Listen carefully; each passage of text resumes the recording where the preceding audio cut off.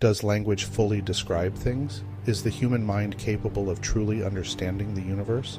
Very few confidently say yes to either question. Hello, I'm Michael Allen Prestwood, and this is Linguistic versus Epistemological Skepticism.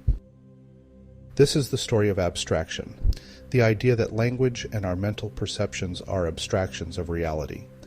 This story explores the limits of language and understanding. This video is based on my article, The Limits of Language and Understanding, available at touchstonetruth.com. Both use the content from my book, 30 Philosophers, A New Look at Timeless Ideas.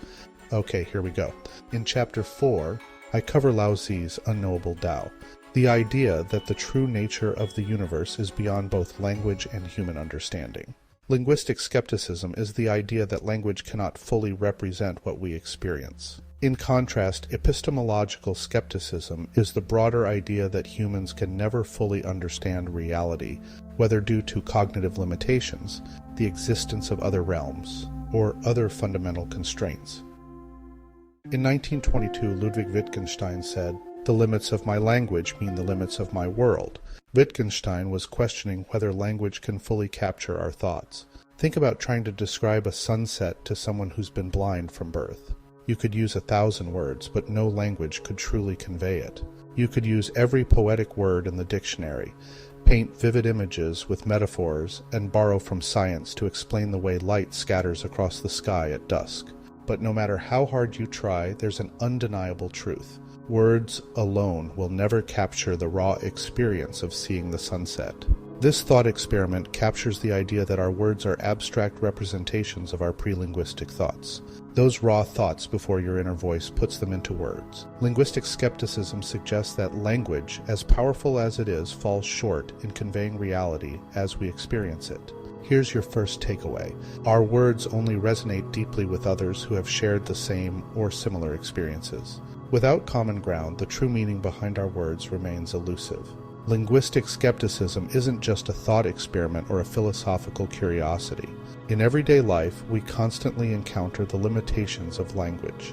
When you try to explain a complex feeling or a personal experience, you may find yourself saying, "I can't put it into words." These moments remind us that language only scratches the surface of what we truly mean. While we can share words, stories, and ideas, the fullness of our raw reality mostly remains elusive to language. Now, here's your second takeaway. We perceive reality through the narrow lens of our limited senses. Our minds then create perceptions but are limited by our constrained cognitive abilities. Perception is the interpreting of our senses. This means that even our raw pre-linguistic thoughts only represent reality. Our raw thoughts are abstractions of reality. The words we write on a page are abstract, modified and filtered by our inner voice. Our inner voice only represents our pre-linguistic thoughts. Our inner voice dialogue is an abstraction of an abstraction. This is why poetry and stories mean so many different things to people.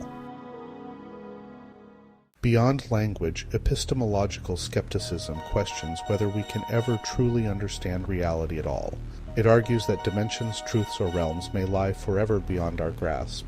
Think of the universe like a vast book, one we can only read a single page of, while the rest remains closed to us. Science hints at the possibility of other dimensions or unknown forces, but even with our greatest tools and theories, we may never be able to fully explore them.